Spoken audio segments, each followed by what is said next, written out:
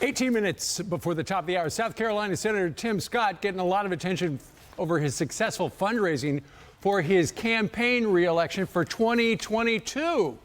It is fueling speculation that a presidential bid might be in his future, and Brian asked him about it. Yep, I visited the senator in his home state of South Carolina. Ainsley's been there before, reportedly, to talk to him about his political future and more. Senator, I want to talk politics. Yes. First off, you got into it because you wanted to give back, and you started off at a very local level. 100%. I started on county council. I mean, that is as local as it gets, except for the school board. Went to the State House next and spent 2 years in the State House. It was a very short amount of time in the State House. I realized very quickly that while that was a great experience, I wanted to do something different. And so I was going to run for lieutenant governor. And I started running for lieutenant governor, and every place I went around the state, they said, you shouldn't run for lieutenant governor, you should run for Congress. He said, everything you're speaking about is a federal issue, not a state issue. You're there a couple of years, and then all of a sudden, Senator Jim DeMint says, I'm going to retire right away. Right. Governor Nikki Haley has to quickly fill that spot. Yes. I found myself in a position I had never even dreamt of being, becoming a United States Senator for the great state of South Carolina. I never even dreamed that that was possible. And the historic nature of you being named as an African American in South Carolina, what role does that have in you saying, I have to make the most of this?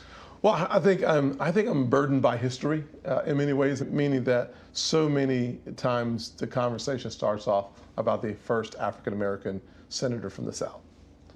Blessing and curse at the same time. My theory is I'm not called to serve black people. I'm just called to serve Americans. I think it says a lot about our country, and it says a lot about South Carolina that they chose me and then elected me to be their senator. I like talking about the evolution of the Southern heart, because the state I live in is not the state that my grandfather was born in, not the state that my mother was born in, even though both are called South Carolina. This South Carolina is different.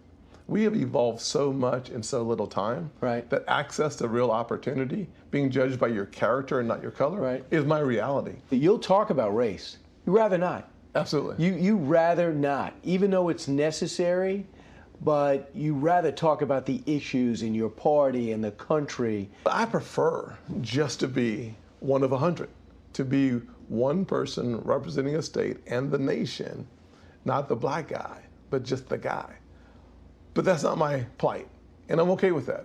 I've embraced it, but I also like talking about people who've been marginalized, and disproportionately a lot of African Americans have had that experience. But in South Carolina, that's true for my rural folks as well. Rural South Carolina has been without representation. Rural America has been without representation. What did you and what do Republicans learn, if anything, from now Governor-elect Youngkin's campaign? Well, I've been trying to say it for a long time, and he just did it. Happy warriors attract a bigger crowd. That politics is a game of addition. That talking about education is something that we as Republicans should always focus on. Having parental involvement is key. I've talked about the importance of school choice and education equality for a long time. He has run on those issues that resonate with the average person in this country.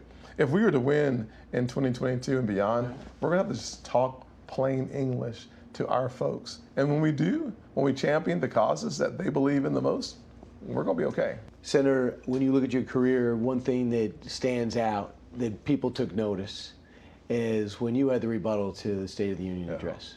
What was it about that speech and your delivery that worked? I think it was just being authentically and sincerely myself. I honestly think that America's hungry for some good news. I think America's hungry to hear the truth, that while we have an original sin, we are not a racist country. That fighting discrimination with discrimination is wrong. I think America wants to remember that the greatest dreams of our people doesn't happen in Washington. It happens in everyday places all over the country, on both sides of the proverbial track. I think just sharing that truth of who we are and the progress we've made and the hurdles that remain, I think it was at the right time. And it was counter to what the president was saying. President had a totally different message. Absolutely. His was more of a collectivist mentality that one day somehow, if we redivide all of our resources, you'll get your fair share.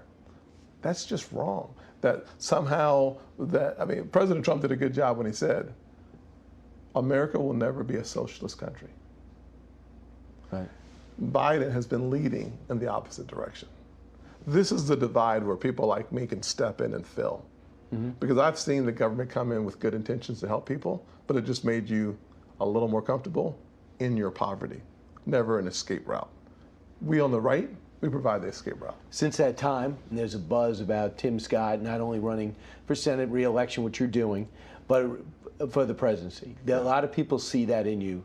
Yeah. What is your reaction when people say that to you? I'd say this, that you never think about what's next until you fight and win what's now.